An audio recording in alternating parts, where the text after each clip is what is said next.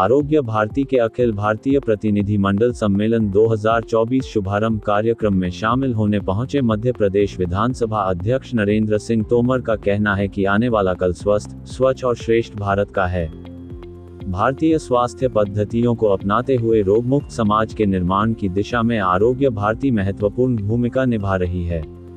आरोग्य भारती राष्ट्रीय संगठन है और आरोग्य भारती की लगातार यह कोशिश है कि हर बीमार व्यक्ति को दवा उपलब्ध कराई जाए, लेकिन ये भी कोशिश है कि मनुष्य बीमार ही ना पड़े और बीमार रहित समाज का निर्माण करना। इस उद्देश्य को लेकर आरोग्य भारती देश भर में काम कर रही है। ग्वालियर के लिए बड़े गर्व की बात है कि आज आरोग्य भारती का सम्मेलन ग्वालियर में हो रहा है। हम सभी का स्वागत करते हैं। गौरतलब है कि 2 दिवसीय इस सम्मेलन वर्चुअल शुभारंभ प्रदेश के मुख्यमंत्री डॉक्टर मोहन यादव ने किया और कार्यक्रम की अध्यक्षता विधानसभा अध्यक्ष नरेंद्र सिंह तोमर ने की। 22 सितंबर को सम्मेलन के समापन कार्यक्रम में केंद्रीय मंत्री ज्योतिरादित्य सिंधिया भी शामिल होंगे। विधानसभा अध्यक्ष नरेंद्र सिंह तोमर ने कहा कि आने वाला कल स्वस्थ, स्वच्छ और श्रेष्ठ भारत का है। भारतीय स्वास्थ्य पद्धतियों को अपनाते हुए रोगमुक्त समाज के निर्माण की दिशा में आरोग्य भारती महत्वपूर्ण भूमिका निभा रही है। आरोग्य भारती संस्था की सलाह पर देश में 1.5 लाख से अधिक वेलनेस सेंटर स्थापित करने की प्रक्रिया आरंभ हुई। उन्होंने कहा, स्वतंत्रता के बाद हुई देशज चिकित्सा पद्धतियों की अनदेखी और उपेक्षा के कारण इस क्षेत्र में आए अभावों को दूर करने की दिशा में आरोग्य भारती द्वारा किए जा रहे कार्य सराहनीय है। श्री तोमर ने कहा कि बीमारी रहित भारत का निर्माण करने में आरोग्य भारती संस्था संकल्पित होकर जुटी है। उन्होंने ये भी कहा कि हमारी देशज पद्धतियां इलाज में अत्यंत कारगर हैं। उन पर गर्व करें और अपनाएं भी। कार्यक्रम में मुख्यमंत्री डॉक्टर मोहन यादव और विधानसभा अध्यक्ष नरेंद्र सिंह तोमर ने आरोग्य भारती की स्मारिका आरोग्य फलदायक भारतीय स्वास्थ्य चिंतन पर केंद्रित विशेषांक आरोग्य संपदा, संस्था की डायरी आरोग्य भारती और संस्था के कैलेंडर का विमोचन भी किया।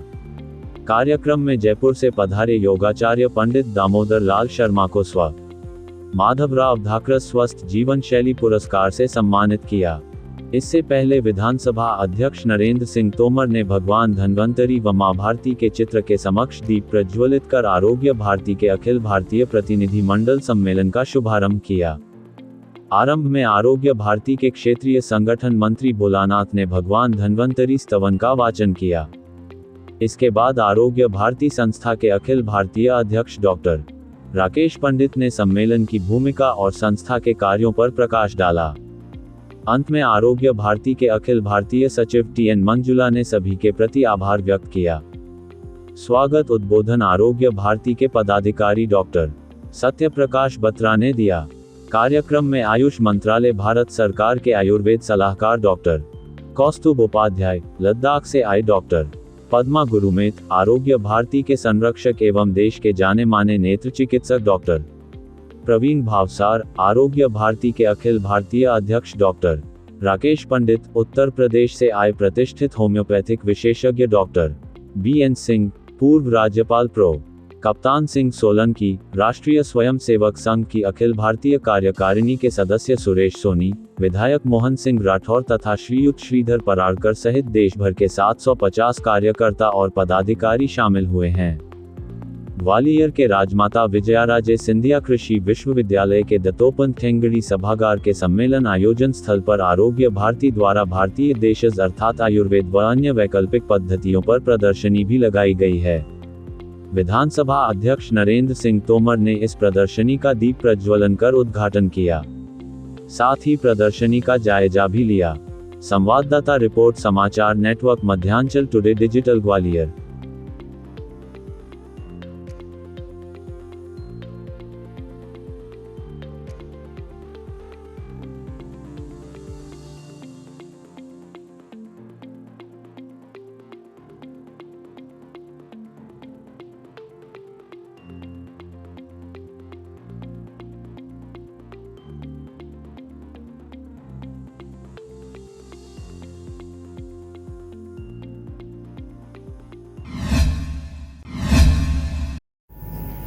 माननीय श्रीधर पराड़कर जी, माननीय विमल जी इस बैठक के माध्यम से ग्वालियर पधारे हैं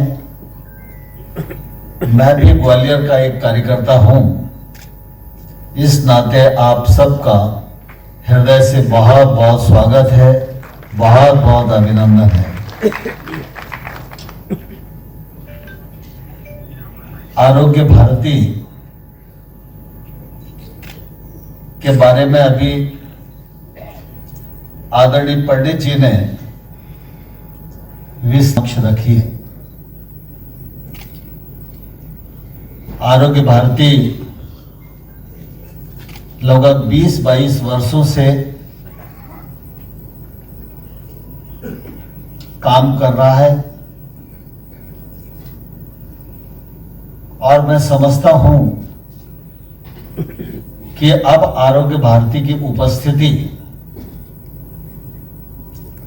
और आरोग्य भारती की भूमिका समूचे देश में उल्लेखनीय है और आने वाले कल में जगह जगह पर आरोग्य भारती की भूमिका का उल्लेख होगा, ऐसा मैं विश्वास पूर्वक कह सकता हूं। डॉक्टर वार्ष्णेय जी को मैं लंबे कालखंड से जानता हूं। उनका यशस्वी मार्गदर्शन आरोग्य भारती के साथ है और पूरी टीम को साथ लेकर वो पूरे देश भर में लगातार काम कर रहे हैं। हम सब जानते हैं कि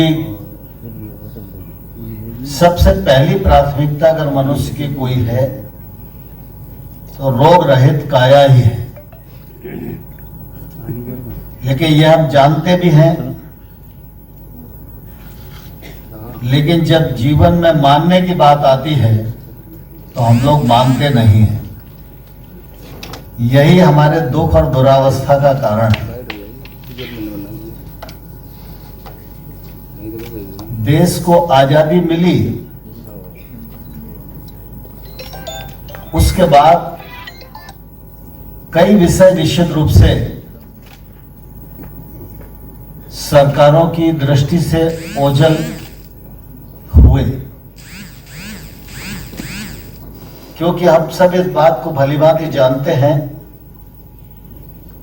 कि हमारी जो पुरातन कालीन पद्धतियां हैं, हमारा देशज ज्ञान है, उसका कोई भी तोड़ दुनिया की धरा पर नहीं है। लेकिन आजादी के बाद कुछ प्रक्रिया ऐसी रही कि लोकतंत्र में नेतृत्व तो सरकारें ही करती हैं, जनप्रतिनिधि करते हैं, लेकिन हमारा अपना जो है उसके बजाय जो परायों की पद्धति थी उस पर हमने ज्यादा गर्व करना प्रारंभ किया। चाहे वो पद्धति हो, परंपरा हो, ज्ञान हो। आजादी के 75 वर्ष बाद भी कई बार अनुसंधान के क्षेत्र में चर्चा होती है तो हमारे लोगों के मन में ये रहता है कि रिसर्च तो अभी कहीं नहीं हुआ, तो कहीं नहीं हुआ तो हमें क्यों करना चाहिए। तो अभी भी हम दूसरों की तरफ देखते हैं। लेकिन आजादी के बाद तत्कालीन सरकारों ने अगर देशज पद्धतियों के बारे में गर्व की बात की होती, उनको विकसित करने के लिए प्राथमिकता दी होती, तो मैं समझता हूं ये 75 वर्ष का कार्यकाल हमारे लिए स्वर्णिम कार्यकाल होता। अगर आपको हमारे वीडियो पसंद आ रहे हैं तो चैनल को सब्सक्राइब करके घंटे के बटन को दबा दीजिए ताकि आप तक सारी खबरें समय से पहुंच सकें। धन्यवाद।